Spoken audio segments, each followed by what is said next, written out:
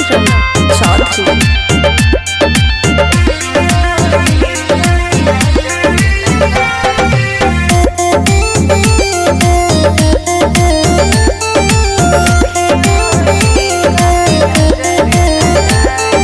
राई जवाइन निहो छाहे दादी, राई जवाइन निहो छाहे मामी।